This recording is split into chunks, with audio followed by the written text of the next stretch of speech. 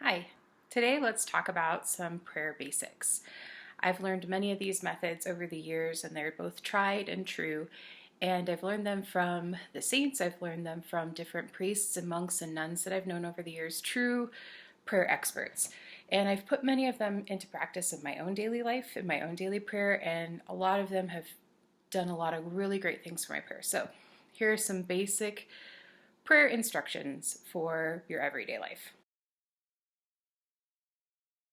So, step one, you need to focus on your physical space. It should be a quiet space, meaning both uh, visually quiet and sonically quiet.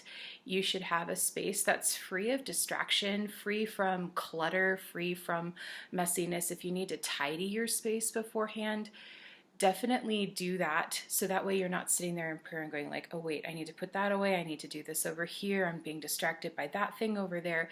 Have a space that's conducive to praying.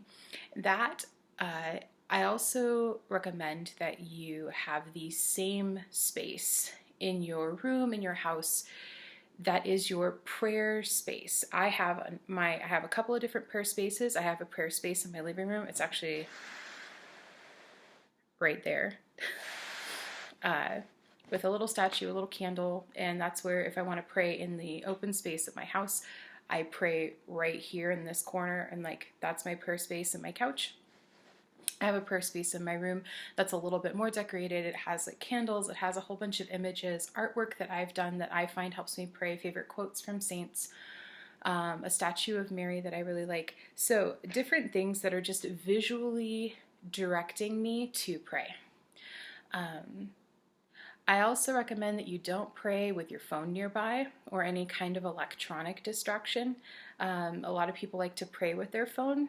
I recommend praying with a book until you get really good at turning off your distractions. Or pray with your phone with all Wi-Fi on airplane mode, everything turned off. Turn off everything so that way your phone is just basically an electronic brick. Yeah, so create a physical space. Create a physical space that is conducive to prayer. And I also say make it a place that you want to pray in. Make it a space where you, make it a space where you have a deep longing and a desire to go and sit in that space. And when you sit in that space, your mind immediately goes, it's prayer time. And you actually want to be in that space. And that leads me into my second point. So, first point, physical space. If you really want to have a great prayer time, make sure your physical space is ready for prayer. The second point is making sure that your mental space is ready for prayer. This is something that's recently come up in my own personal life and my own personal prayer, is realizing that, I'd go to my adoration hour, or I'd go to Mass, and I'd be listening to music on the way. Who doesn't? Be listening to music in my car, or I would just have like, oh, I'm gonna get one more episode in. Oh, now it's time for Mass. Let's go. And then halfway through Mass, I'd have the song going through my head. I'd have scenes from the YouTube video that I just watched, or the show that I just watched, or the movie that I just watched, those rolling through my head. I realized that my mental space was really cluttered and really noisy, and that I was much more easily distracted when I had so much noise in my head. So I really recommend giving yourself kind of like a dead time before you pray. Give yourself space and time mentally to clear out all of the stuff from the day, all of the stuff that's going on in your life, the unneeded distractions, and get ready to pray. Make your mental prayer space ready to receive God. You don't have to spend a lot of time doing this, and you don't need to do this for every time that you pray, but especially like bigger times where prayer is meant to be more focused. So things like Mass, things if you have an adoration hour, or if you have a set time that you pray every day, which I'll get to in a little bit. Making sure that your mental prayer space is ready to receive God. So your physical prayer space is ready to receive you in your encounter with God, and then your mental space isn't getting in the way. So next is another very physical thing. So once you have your mental space and your physical space ready to go, let's talk about posture in prayer. I have an old roommate of mine. She discerned to become a Carmelite nun in Austria, and she told me about a retreat that she went on with these Carmelite nuns. And one of the first things that they had her do on this retreat is they had them sit for 3 hours in the church, 3 hours in silence. And the whole point of the 3 hour exercise was to pray, but it was to pray without moving. They couldn't twitch. They gave them about 10 minutes to get comfortable, 10 minutes to calm down, 10 minutes to find the right, I'm going to wiggle here, I'm going to shift there. 3 hours of constant stillness. And that really taught me something, actually, when she shared that with me. And she shared that it was the hardest thing to not scratch your nose because your nose itched, or it was the hardest thing not to shift a little bit or shift here, or to touch your hair and play with your hair while you were praying. She said that when she calmed her body down, she could hear God so much better. And so many of us fidget, so many of us touch things, we play with things, and that is human. It's human nature to use our body when we pray, but sometimes our bodies are an unnecessary distraction. So what I recommend for in prayer is that you are still, you are quiet with your body. Try not to fidget. If you need to fidget, this is where things like the rosary come in real handy, because you have the beads and you're moving the beads and it's giving your hands something to do, or praying with an actual book in your hands and being able to thumb the pages. But you don't want to be sitting there tapping your foot, tapping your hand, playing with your hair, or chewing gum, or anything like that. You want your body to be still. Another recommendation that I have, if you're listening to this and you're like, wait, what? 3 hours? No, first of all, I'm not saying 3 hours. Just whatever your prayer time is, try and be as still as possible. Give yourself a minute to calm your body down at the beginning, and then just go into prayer. If you need to fidget and you need to move, one of the things that I really recommend is stand up when you pray. Don't sit down. Stand up and pray. That makes a world of difference. So I also recommend that you can choose your own posture when you pray. You can kneel if you want to, you can sit if you want to, you can stand if you want to. One posture I do not recommend, according to St. John Paul II, he told many of his young people that he worked with that when you pray lying down, God hears you lying down. So basically, what I don't recommend is if you like to pray when you fall asleep, sure, that's great. Go ahead and do that. But make sure that you have another time that you pray where you're not giving God your barely conscious self.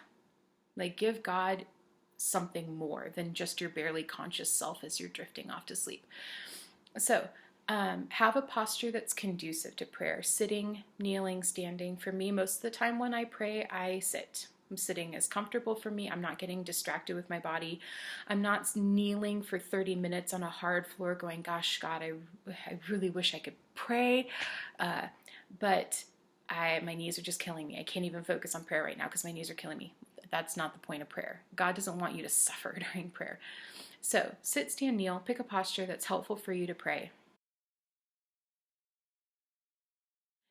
The next thing that I recommend in order to really revolutionize your prayer time and for prayer basics is that give God time. Just like when you're learning any new skill, when you're trying to master anything, you need to put time into it in order to become good at it. So everything that's worth doing in this world requires time to become better at it. So prayer requires practice. Prayer requires building up of a certain type of spiritual stamina. So my friend that prayed for 3 hours, she had been praying for years and years. She was about my age, and we were both in graduate school together, and she had been praying for years. And so for sitting there for 3 hours, was it hard for her? Sure. For some people, that sounds absolutely impossible. Well, yeah, if you've never run a day in your life and then you're asked to run a marathon, that's going to be impossible, right? And so she had to build herself up to that. And was it 3 hours of perfect prayer? Not at all. She said she had so many distractions, but it's all about giving time. It's all about giving time. So what I really recommend is scheduling the same time every day in prayer. And this isn't just my recommendation, this recommendation comes from so many different saints. That when you pray, you have an order in your day, and you put prayer in that order, and you put prayer in your day every day at the same time. I really recommend a time that you actually have to trip over, that it's, you finish brushing your teeth in the morning and you have a note on your mirror that says go pray now. And so when you're done brushing your teeth, go to your prayer space in your house, make sure the physical space is clean, calm your mental space, and sit down and pray for 10-15 minutes right after you brush your teeth in the morning. And that leads me into another point, like scheduling the same prayer time every day. Maybe it's your lunch, maybe it's right after lunch, maybe it's right before bed, maybe it's after breakfast, whatever. Having that same prayer time every day is important, but all of the saints that are prayer experts all recommend that the morning is the best time to pray. Why? Because your day hasn't been filled with distractions yet. And so you can give God more undivided, focused time. So I also recommend praying for just a good chunk of time. Don't break it up into 2 minutes here, 2 minutes there, 2 minutes here, 2 minutes there. That's effective throughout the day. You can do that. But if you're trying to build a friendship with someone and you say, okay, you've got 2 minutes of my time, ready, go. Okay, and we're done. And then you move on to the next thing. And then you come back 3 hours later, okay, you've got 2 minutes of my time now, ready, go. That's you're not going to build a friendship very well. And so it's more, when do you build friendship with someone? When do you build an authentic relationship? Because that's what prayer is. Prayer is about building a relationship with God. How do you build that relationship? By actually sitting in the other's presence and sharing yourself and having them share themselves with you.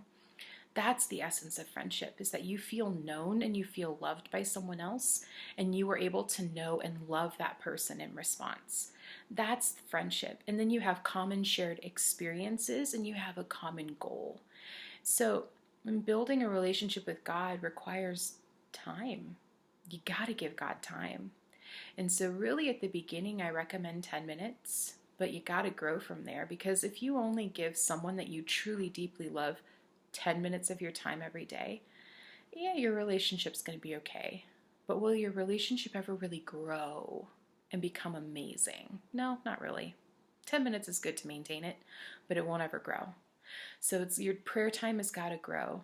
All the St. Francis de Sales, huge prayer warrior, and wrote so much about prayer for the average everyday person like you, like me, says half an hour every day minimum. For the everyday working person, for the everyday student, for the everyday kid, half an hour every day. So praying 15 minutes, 10-15 minutes to start with, and then build up your stamina. Build it up. Increase it by 5 minutes every couple of weeks or so until you get up to that half an hour. A lot of people like to pray while they drive, while they take a walk, while they're doing other things. Sure, you can go ahead and do that, but then that goes back to the example I said earlier of, if I only ever talk to someone while I'm distracted and I'm not giving them my undivided attention, will I have a relationship with them? Sure. But will my relationship ever really grow? No, it won't. So we have to make sure that, yes, pray while you do other things, pray throughout your day, invite prayer into the everyday parts of your life. But your prayer won't grow. You won't experience the deep and profound love of God in a consistent daily way until you give God that undivided time, where you remove the distractions, you calm yourself down, you calm your mind and your body down, and you say, Lord, I'm ready. Can you show me now what you have for me? So to wrap things up, wrapping it up, 1, physical space. Make sure it's quiet. You have a space that you want to pray in, that you're ready to pray in, that your mental space is ready to receive God, that your posture is one that's going to help you pray and not inhibit you from praying, and then giving God time. If you do these things, you will have such amazing prayer experiences no matter what method of prayer you use. You can use any prayer method, but these are just some simple prayer basics. Thanks.